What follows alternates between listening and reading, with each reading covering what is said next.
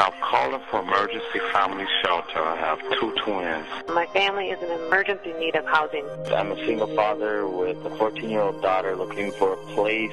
Yes, my name is Crystal, and I'm homeless. I have 3 children. Hi, my name is Charlie. We are faced with an eviction. I have 2 children. I had lost a job, got laid off. I am 4.5 months pregnant. And I'm calling about emergency shelter for me and my 2.5-year-old son. I have 4 kids, and yes, I'm looking for shelter. If you can give me a call back at your earliest convenience, that'd be great. Thanks.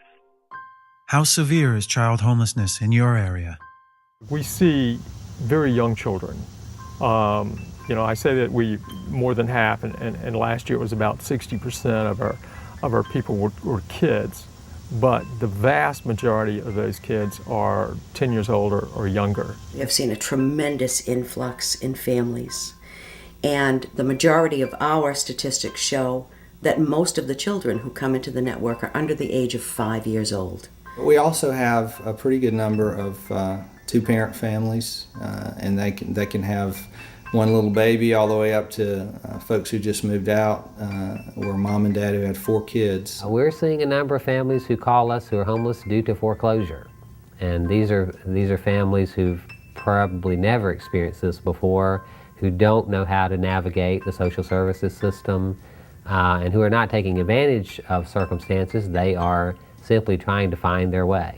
In Charlotte, Child Care Resources has a waiting list of about 3 years. The people make $7 to $8 an hour, and if on an income like that, you cannot afford $700 or $800 in rent and utilities and to feed your children and to get your children in daycare. I mean, there's so many significant barriers. What was your perception of homeless people before the IHN program?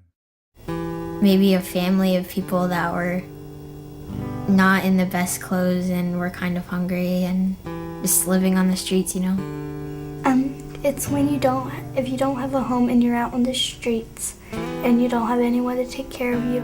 The stereotypes in the media that I saw was looking down on them and seeing that they weren't, not up to standard or what society thought was right.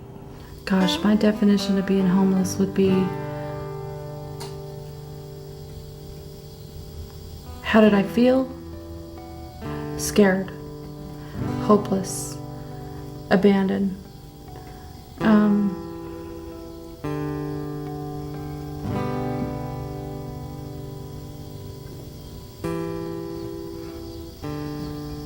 It was really scary.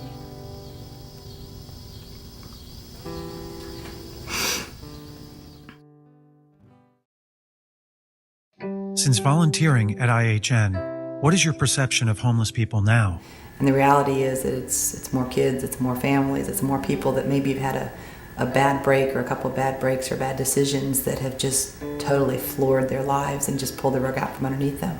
It's like a real family. It's like just basically exactly the same. No different, just fell in a bad situation. I thought it was really cool just to meet a lot of the kids, because you realize that they're just kids like everybody else, but they just happen not to have a home, which is unfortunate. Just most of the people just seem like people that you work with or, that you go to church with. They just, they just seem like us.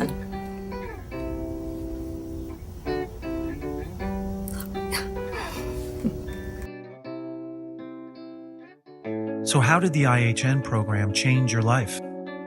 I got my apartment that I'm still in. I'm still living there.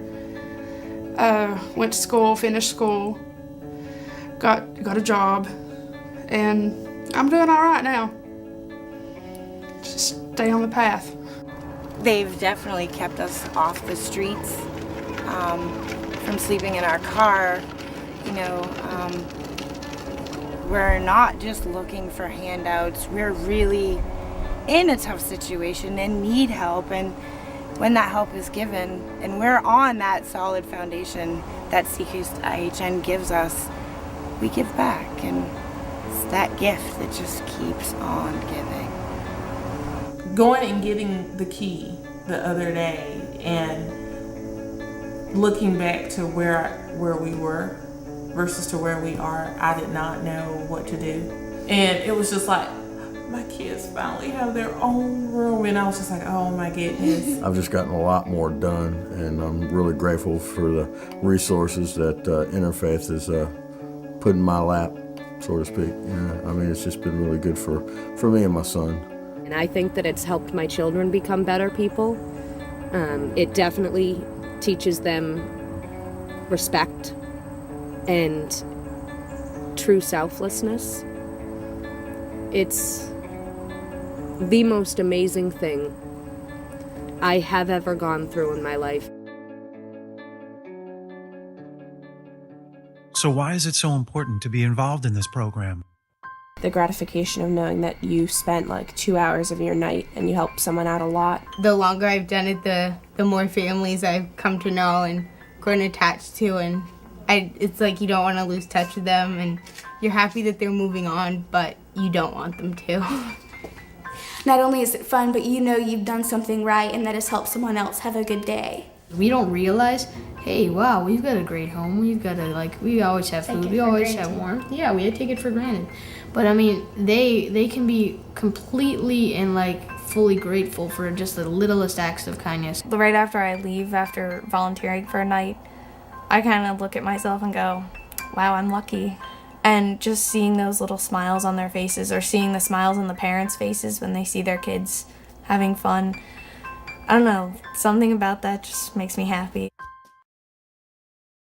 When you think of the word home, what comes to mind?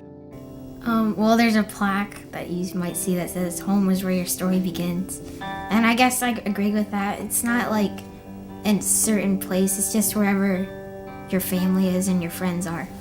Home is sort of just anywhere you sort of feel comfortable. A place you can pretty much call, you time, you can get your own bedroom and stuff. You're like, I'm going home. Home is like somewhere that you live and people appreciate that you're actually there. A home is the heart of the house. The house is the material thing, but the home is the environment within the house. Home to me is really a place where you can feel loved. Home means to me having my family with me and enjoying ourselves. A good place for me to be.